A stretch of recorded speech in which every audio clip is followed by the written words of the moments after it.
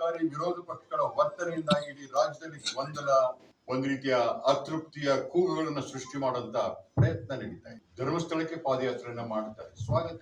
ಧರ್ಮ ರಕ್ಷಣೆಯ ಪಾದಯಾತ್ರೆ. ಅದೇ ವಿರೋಧ ಪಕ್ಷ ಅಧಿಕಾರದಲ್ಲಿದ್ದಾಗ ಕಳೆದ 12-13 ವರ್ಷಗಳಿಂದ ಧರ್ಮಸ್ಥಳದ ಬಗ್ಗೆ ಈ ತರದ ಆಪಾದನೆಗಳು, ಪ್ರಹಾರಗಳು ನಡೀತಾ ಇರುವಂತ ಸಂದರ್ಭದಲ್ಲಿ ಕಿಂಚಿತ್ ತಲೆಯನ್ನ ಕೆಡಿಸ್ಕೊಳ್ಳಲಿಲ್ಲ. ಧರ್ಮಸ್ಥಳದ ಬಗ್ಗೆ ಯಾವುದೇ ಒಂದು ಅದರ ಘನತೆ ಗೌರವ ಕಾಪಾಡುವಂತ ಕ್ರಮವನ್ನು ಕೈಗೊಳ್ಳಲೇ ಇಲ್ಲ. ಸನ್ಮಾನ್ಯ ಸಿದ್ದರಾಮಯ್ಯನವರು ಮತ್ತು ಸರ್ಕಾರ ನ್ಯಾಯಾಲಯ ತನಿಖೆಗೆ ಆದೇಶ ಮಾಡ್ತಾ ಇದ್ದ ಹಾಗೆಯೇ ಒಂದು ತನಿಖಾ ಸಮಿತಿಯನ್ನು ರಚನೆ ಮಾಡಿದ್ರು. SIT ಸಾಕಷ್ಟು ನಿಷ್ಪಕ್ಷಪಾತವಾಗಿ ಕೆಲಸವನ್ನ ಮಾಡ್ತಾ ಇದೆ. ಆಪಾದನೆಗಳು ಸುಳ್ಳೇನು ಅಂತಕ್ಕಂಥ ವರದಿಗಳು ದಿನನಿತ್ಯ ಬರ್ತಾ ಇವೆ. SIT ರಚನೆಯನ್ನ ಸ್ವತಃ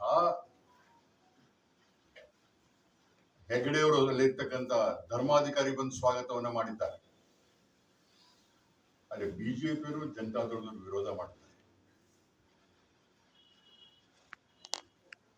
ಪ್ರಾರಂಭದಲ್ಲಿ ಉಸಿರೆಯಲ್ಲಿದ್ದಂತ ಈ ಎರಡು ವಿರೋಧ ಪಕ್ಷಗಳು ಯಾವಾಗ ಸನ್ಮಾನ್ಯ DK ಶಿವಕುಮಾರ್ ಧೈರ್ಯವಾಗಿ ಇದೊಂದು ಷಡ್ಯಂತ್ರ, ಇದು ಧರ್ಮಸ್ಥಳದ ವಿರುದ್ಧ, ಇದ್ರ ಹಿಂದಿರೋರ್ನ ಬಯಲಿಗೆ ಎಳಿತೇವೆ ಅಂತ ಅವರು ಧೈರ್ಯವಾಗಿ ಹೇಳಿದ ಮೇಲೆ ಇವರ ಆಲಾಪನೆಗಳು ಶುರುವಾಯಿತು. ಇವತ್ತು ಅಲ್ಲಿ ಏನೂ ಸಿಗ್ತಾ ಇಲ್ಲ ಅನ್ನೋಂತ ಒಂದು ಹಿನ್ನೆಲೆಯೊಳಗೆ ಧರ್ಮಸ್ಥಳದ ಘನತೆ ಗೌರವ ಜಾಸ್ತಿ ಆಗಿದ್ದರೆ, ಮತ್ತೆ ವಿಶ್ವಾಸ ಭಕ್ತರಲ್ಲಿ ಪುನರ್ ಸ್ಥಾಪನೆಗೊಂಡಿದ್ರೆ ಅದಕ್ಕೆ ಸರ್ಕಾರ ತೆಗೆದುಕೊಂಡಂತ ದಿಟ್ಟ ಕ್ರಮಗಳ ಹೊರತು ಇವರಿಬ್ಬರ ಹೋರಾಟಗಳಲ್ಲ.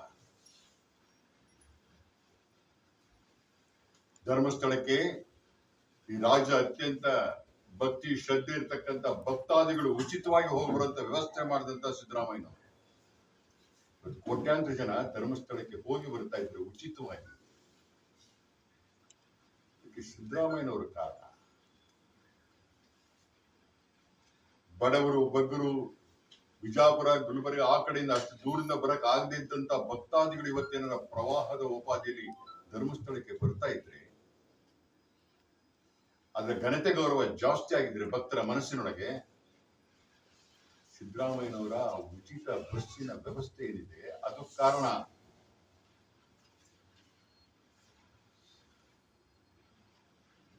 ಧರ್ಮಸ್ಥಳದ ಘನತೆ ಗೌರವ ಇವತ್ತು ಮುಮ್ಮಡಿಯಾಗಿದೆ. ಇವರು ಕೇವಲ ತಮ್ಮ ರಾಜಕಾರಣದ ಹೆಜ್ಜೆಗಳನ್ನು ಹಾಕ್ತಾ ಇದ್ದಾರೆ ಹೊರತು ಧರ್ಮದ ಹೆಜ್ಜೆಗಳನ್ನಲ್ಲ. ಧರ್ಮದ ಬಗ್ಗೆ ಕಿಂಚಿತ್ ಕಲ್ಪನೆ ಆಗಲಿ, ಸ್ಪಷ್ಟತೆ ಆಗಲಿ ಇದ್ದದ್ದೇ ಆಗಿದ್ದರೆ ಬಿಜೆಪಿ ನಾಯಕರುಗಳಿಗೆ ಇವತ್ತು ವಿರೋಧ ಮಾಡಬಹುದು. ಅವತ್ತು ವಿರೋಧ ಮಾಡಲಿಲ್ಲ. ಜನ ಸಾಹಿತ್ಯ ಸಮ್ಮೇಳನದೊಳಗೆ ಅವರು ಮಾತಾಡಿದಾಗ ಯಾರು ವಿರೋಧ ಮಾಡಲೇ ಇಲ್ಲ. ಈಗ ಮುಸ್ಲಿಂ ಮಹಿಳೆ ಆಕೆನೇ ವಿರೋಧ ಮಾಡಬೇಕು.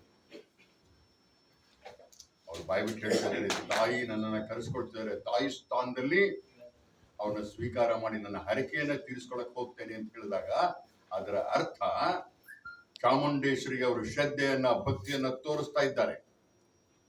ಇದರಿಂದ ಬಾಕಿಯವರಿಗೆ ಏನ್ ಸಮಸ್ಯೆ ಅಂತ ಅರ್ಥ ಆಗ್ಲಿಲ್ಲ. ಹಾಗಾದ್ರೆ ಕುವೆಂಪುನ ವಿರೋಧಿಸ್ತಿರೋ? ಕುವೆಂಪು ದೇವರನ್ನೇ ನಂಬಲಿಲ್ಲ. ನಮ್ಮ ರಾಷ್ಟ್ರ ಕವಿಯವರು ಶಿವರುದ್ರಪ್ಪನವರು ದೇವರುಗಳನ್ನೇ ನಂಬಲಿಲ್ಲ.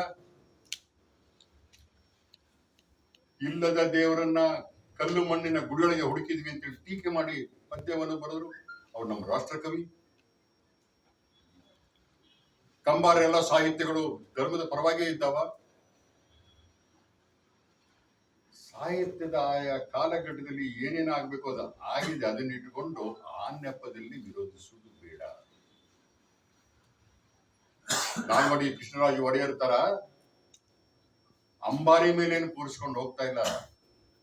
ಮಿರ್ಜಾ ಇಸ್ಮಾಲ್ ಅವ್ರು ಕರ್ಕೊಂಡೋದ ಹಾಗೆ ಒಂದು ಉದ್ಘಾಟನೆ, ಒಂದು ಸಾಂಸ್ಕೃತಿಕ ಮೆರವಣಿಗೆ, ಧಾರ್ಮಿಕ ಕಾರ್ಯಕ್ರಮಗಳೆಲ್ಲವೂ ಮುಗಿದು ಹೋಗಿರ್ತವೆ. ಬೆಟ್ಟದಲ್ಲಿ, ಅರಮನೆಯಲ್ಲಿ ಮುಗಿದೋಗಿರುತ್ತೆ. ಒಂದು ಮೆರವಣಿಗೆ. ಅನಗತ್ಯ ಈ ತರದ ವಿವಾದಗಳನ್ನ ಬಿಟ್ಟು ಅಪ್ರಬುದ್ಧರಾಗಿ ವರ್ತಿಸ್ದೆ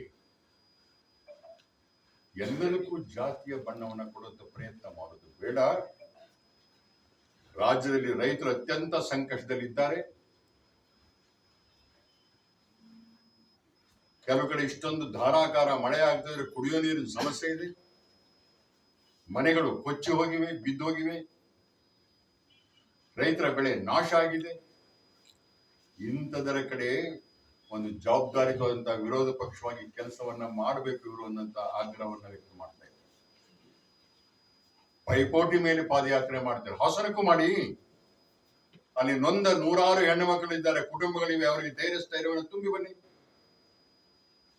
ಯಾಕೆ ಅವರಲ್ಲಿ ಹೆಣ್ಮಕ್ಳಲ್ವಾ? ಹಿಂದೂ ಸಂಸ್ಕೃತಿಯ ಭಾಗ ಅಲ್ವಾ ಅವರು?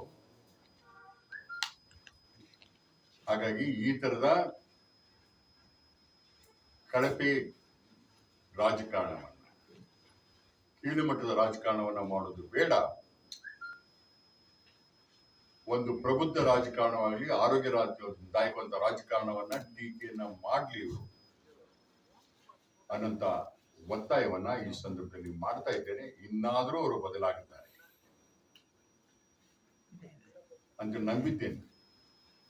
ಸನ್ಮಾನ್ಯ ಯಡಿಯೂರಪ್ಪನಂತವ್ರು ಬಾಯಿ ಬಿಡ್ಬೇಕು. ಈಗ ಬಾನು ಮುಷ್ಟಕ್ ಮಾಡಬೇಕು ಬೇಡವೋ, ಹಾಸನಕ್ಕೆ ಹೋಗ್ಬೇಕು ಬೇಡವೋ, ಇವೆಲ್ಲದರ ಬಗ್ಗೆ ಸನ್ಮಾನ್ಯ ಹಿರಿಯ ನಾಯಕರಾದಂತ ಯಡಿಯೂರಪ್ಪನವರ ಮಾರ್ಗದರ್ಶನವನ್ನ ಬಿಜೆಪಿ ಪಡ್ಕೊಂಡ್ಲಿ.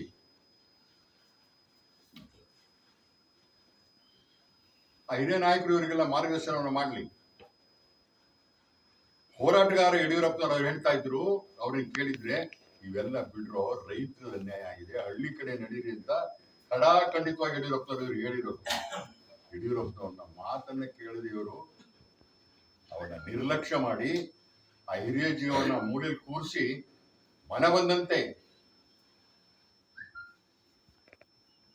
ಹೋರಾಟದ ಹೆಸರಿನೊಳಗೆ ಮಂಗನಾಟವನ್ನ ಮಾಡ್ತಾ ಇದ್ದಾರೆ.